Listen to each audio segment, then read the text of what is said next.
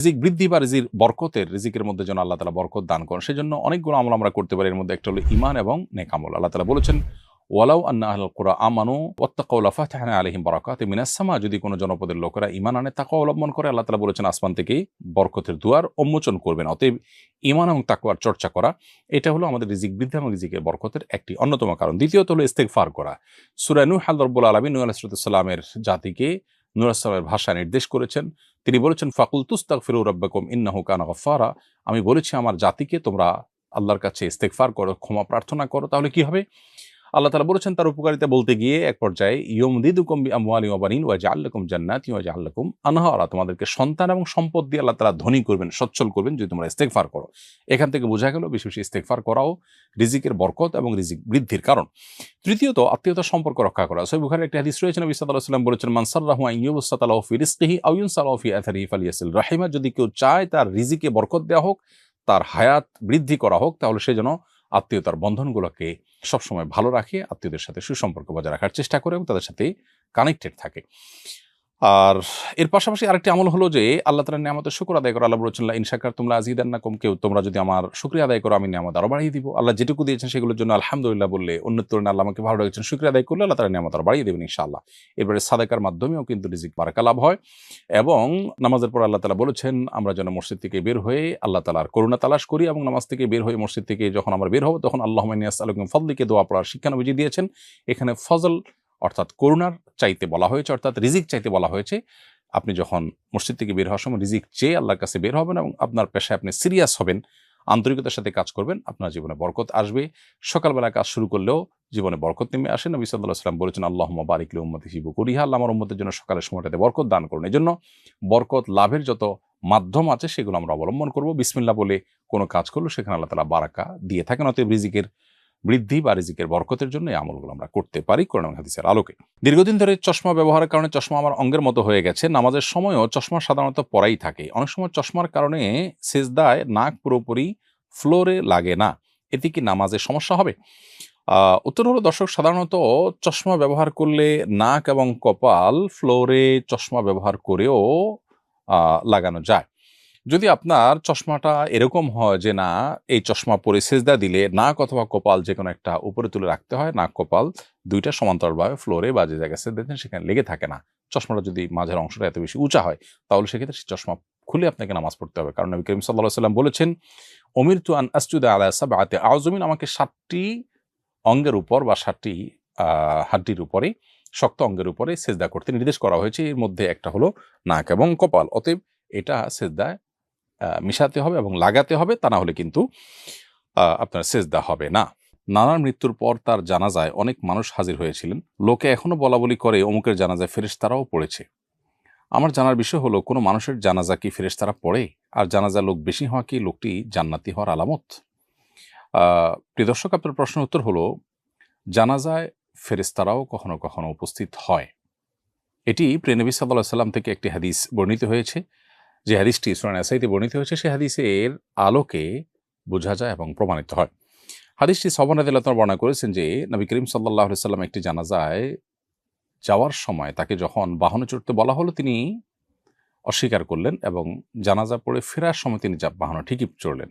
যখন তাকে জিজ্ঞাসা করা হলো যে আপনি প্রথমে বাহনে কেন চড়তে চাননি, তিনি তখন বললেন, এই জানাজা বিপুল পরিমাণ ফেরেশতারা উপস্থিত হয়েছেন এবং সমস্ত শূন্য জায়গাগুলো ফেরেশতায় পরিপূর্ণ ছিল, এজন্য আমি বাহনে চড়তে চাইনি। এ হাদিস থেকে পরিষ্কারভাবে বোঝা গেল যে জানাজায় ফেরেশতা উপস্থিত হতে পারে। মানুষের জানাজায় ফেরেশতা উপস্থিত হওয়াটা এটি অস্বাভাবিক কোনো বিষয় নয়। তবে প্রত্যেক মুসলমানের জানাজাতেই যে ফেরেশতারা উপস্থিত হয় এমনটি কিন্তু হাদিস থেকে বোঝা যায় না। এখান থেকে একটি বিশেষ ঘটনায় বোঝা যায়। অতএব বিশেষ কোনো ব্যক্তির ক্ষেত্রে তার মর্যাদা, আল্লাহর কাছে তার সম্মানের খাতিরে ফেরেশতারা তার জানাজায় শামিল হতে পারেন। সেই সাথে আরেকটি বিষয় এখানে উল্লেখ করার মতো, সেটি হলো নবী করিম সাল্লাল্লাহু আলাইহি ওয়াসাল্লাম যে বাহনে চড়েননি, অথচ সাধারণ মানুষ তো অনেকে হয়তো বাহনে এসেছেন, তাহলে তাদের কি হবে? উত্তর হলো যে নবী করিম সাল্লাল্লাহু আলাইহি ওয়াসাল্লাম যেখানে তাকে আল্লাহ তাআলা ওহীর মাধ্যমে জানিয়েছেন বা তিনি তার সামনে আল্লাহ তাআলা বিষয়টাকে স্পষ্ট করেছেন, তিনি দেখতে পেয়েছেন, সেজন্য তিনি বাহনে চড়েননি। অন্যদের বেলায় যেহেতু এটি প্রযোজ্য নয়, অতএব তাদের বাহনে চড়লে অসুবিধা তাদের জন্য ছিল না। আর এই হাদিসের আলোকে বোঝা গেল যে আপনার নানার জানাজায় বিপুল পরিমাণ মানুষ হলে সেখানে কিছু ফেরেশতাও থেকে থাকতে পারেন। ফেরেশতা জানাজা উপস্থিত হলে তার ২ টি রূপ হতে পারে। একটি হলো ফেরেশতাকে আল্লাহ রাব্বুল আলামিন জিনের মতো যেকোনো আকৃতি ধারণ করবার ক্ষমতা দিয়েছেন। ইসলামী আকীদা অনুযায়ী ফেরেশতারা যেকোনো আকৃতি ধারণ করতে পারেন। সেই হিসাবে তারা মানুষের আকৃতি ধারণ করে উপস্থিত হতে পারেন। আবার তারা বাতাসের সাথে মিশে যেতে পারেন, মানুষের চোখের আলোয় অদৃশ্য থাকতে পারেন জিনের মতো, যে তাদের উপস্থিতি মানুষ টের পাবে না। অতএব সেভাবেও তারা উপস্থিত হতে পারেন। ২ ভাবেই উপস্থিত হওয়ার সম্ভাবনা রয়েছে। আপনার নানার জানাজায় বিপুল পরিমাণ যে মানুষ হয়েছে তা হতে পারে। তারা সবাই সাধারণ মানুষ।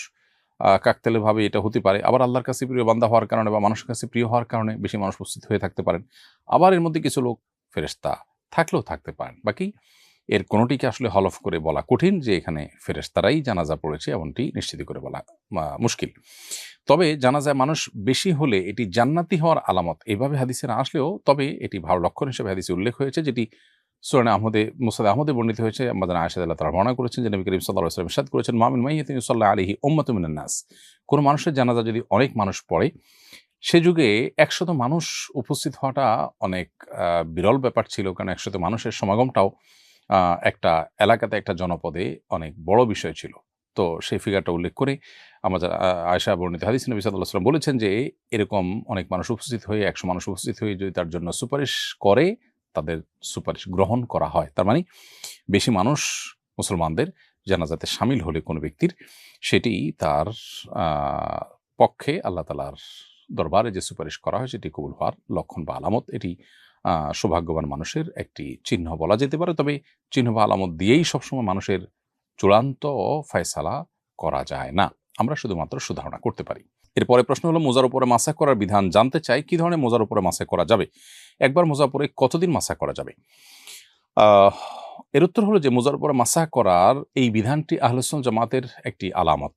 যারা জান্নাতের পথযাত্রী এবং নবী সাল্লাল্লাহু আলাইহি ওয়াসাল্লামের ভাষায় যারা হকপন্থী এবং নবী সাল্লাল্লাহু আলাইহি ওয়াসাল্লামের ভাষায় যারা সাহায্যপ্রাপ্ত দল এবং যারা ফিরকায়ে নাজিয়াহ বা আখিরাতে মুক্তি পাবে, সেই মানুষগুলোর বৈশিষ্ট্য হলো তারা আহলুস সুন্নাহ ওয়াল জামাআহ, সুন্নাতে রাসূলের অনুসারী এবং সাহাবায়ে কেরামের জামাতের অনুসারী। তাদের একটা বৈশিষ্ট্য হলো তারা মুজার উপরে মাসা করাকে জায়েজ মনে করে। অর্থাৎ একজন মানুষ পূর্ণাঙ্গ ওযু করার পর, যে ওযুতে হাত মুখ ধুয়েছেন, পাও ধুয়েছেন, মাথা মাসা করেছেন, পূর্ণাঙ্গ ওযু হয়েছে, ওযু অবস্থায় তিনি যদি মুজা পরেন এবং সেটা পরে তিনি যদি ২৪ ঘন্টা পর্যন্ত এটা পরিধান করা অবস্থা থাকেন, না খোলেন, তাহলে এর মধ্যে যতবার তিনি ওযু করবেন, পাও ধোয়ার জায়গায় পাও না ধুয়ে ভিজা হাত পায়ের উপরে মুজার উপরে মাসাহ করে নিলেই হবে। উপরের অংশে শুধু একটু টেনে নিলেই চলবে, ২ পায়ে ২ বার ২ হাত দিয়ে। তো এইভাবে যদি আমরা মাসা করি তাহলে ইনশাআল্লাহ মুজার উপরে মাসা করা হয়ে যাবে। কিন্তু এই মুজাটি ফুকাহে হানাফির মতে চামড়ার মোজা হতে হবে, অথবা কাপড়ের মোজা হলে এমন কাপড়ের মোজা হতে পারে যেটা চামড়ার মোজার মতোই পারপাস সার্ভ করে, যেটা পরে ৩ মাইল পর্যন্ত হাঁটা যায়, বহুদূর পর্যন্ত হাঁটা যায়। অথবা এবং সেই সাথে মোজার উপরে যেরকম চামড়া মোজার উপরে পানি দিলে যেরকম পায়ে লাগে না, এই মোজার উপরে পানি দিলে এটা পায়ে লাগবে না। আজকাল যে সমস্ত আপনার সুতার মোজা পাওয়া যায় বা কাপড়ের মোজা পাওয়া যায়, সে সমস্ত মোজাগুলো আসলে এই পারপাস সার্ভ করে না। এই জন্য ফুকাহে হানাফির মতে এই মোজার উপর মাসা করা চলবে না। যদি এ সম্পর্কে সৌদি আরব উলামায়ে কেরাম বা হাম্বলী মাযহাবের উলামায়ে কেরাম তাদের মত ভিন্ন, তারা মনে করেন যে এই মোজাগুলোর উপরে মাসা করা চলবে। আর মাসাটা আমরা যখন নিজ ঠিকানায় থাকবো তখন ২৪ ঘন্টা পর্যন্ত আমরা মাসাহ করতে পারবো। আর যদি সফরে থাকি তাহলে ৩ দিন ৩ রাত পর্যন্ত মাসাহ করা যাবে। এবং এটা শীত গরম সব মৌসুমে করা যাবে এবং মাসাহ করার কারণে কোনো সওয়াবের কমতি হবে না। অতএব পবিত্র অবস্থায় মোজা পরার পর আমরা এই মাসাহ করার সুবিধাটা পাবো এবং এটার মেয়াদ শেষ হয়ে গেলে আবার মোজা খুলে পূর্ণাঙ্গ উযু করে আবার আমরা চাইলে মোজা পরে তার উপরে যতবার উযু করবো মাসাহ করে নিলে চলবে পায়ে ধোয়ার